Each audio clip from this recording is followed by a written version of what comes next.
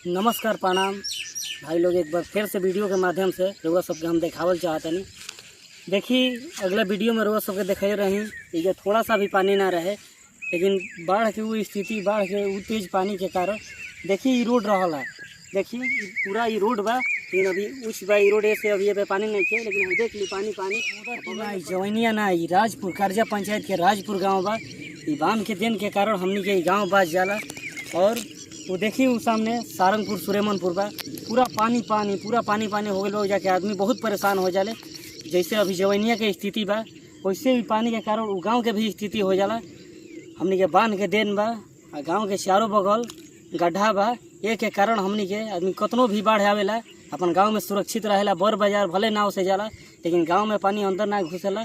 और यह बांध के कारण बा कि हमनी के गांव थोड़ा सा भी पानी ना रहे, लेकिन देखिए आज पानी हो गई बा। पानी की स्थिति बहुत तेज बढ़ रहा बा, गंगा जी की स्थिति बहुत तेज पानी बढ़ रहा बा, और पता ना का हुई। और देखिए ये ऊंच रोड बा, यही से हमनी के आदमी आवेला जाला।